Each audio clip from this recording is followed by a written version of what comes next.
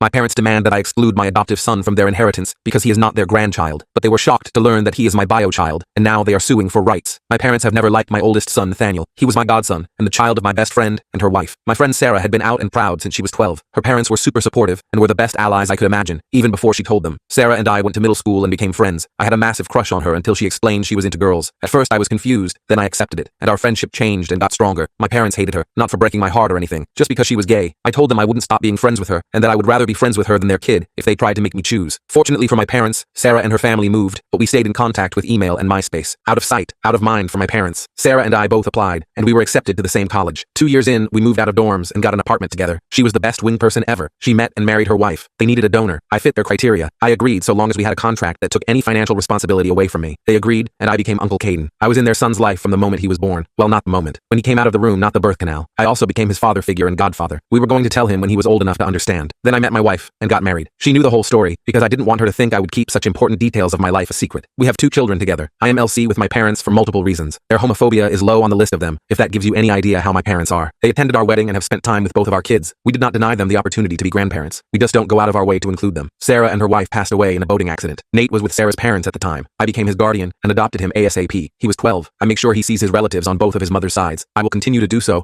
until he is old enough to go by himself. It has made for a confusing and bittersweet family. None of them knew I am not just his dad, but also his father. My parents, on the other hand, have always tried to exclude him. I have made it clear to them that he is my son, and I won't put up with their shati. I also didn't tell them the truth because I was afraid they would tell him before we were ready. We told Nate when he turned 16. He laughed and said he had figured it out a long time ago but was humoring me and his moms by pretending he didn't. He has always been a smartass. He also said he was more than happy with his 2 sets of grandparents and did not feel he was missing much with my folks. My wife's parents love him too. It came to a head in February. My parents received an inheritance from my grandmother passing away. They don't need the money, so they contacted me to see if they could put money into the kids' education funds. I thanked them and agreed. I told them that they could send me the money and I would split it up into all 3 accounts. Nathaniel has a good fund that we topped off since we got money from his mom's insurance. We also rented out their old house and used that money for expenses. My wife and I both work and have pretty decent accounts for our kids, but extra money won't hurt. My parents said that they only wanted me to split it 2 ways. Just my kids with my wife would be getting money. I then said thanks, but no thanks. I would not be excluding one of my kids because they were terrible people. They ended up opening accounts by themselves for my kids. Nothing I can do about that. My grandparents also set up a trust fund for their descendants to draw from when they turned 18. It isn't a lot of money, but every little bit helps these days. Nate is graduating next year, so we submitted the paperwork to get him that money. My uncle is one of the trustees, and he told my parents, and they freaked out that I never told them that Nate was my kid. I take them they were souls because they knew I adopted him, and that fact alone made him my kid. Huge argument. You know what we mean. How could you keep him from us? I said that for 5 years, they have always behaved badly towards him, even though he was my son. Why would I include them more in his life? They are saying that they will sue for grandparents' rights. I laughed in their faces. I literally have a letter from them saying that they do not consider him their grandchild. As I said, we are LC with them, but my sisters both think I am being overly cruel, even though they also see our parents very little. I think my son didn't miss much by not interacting with people who absolutely would have said shitty things about his original parents.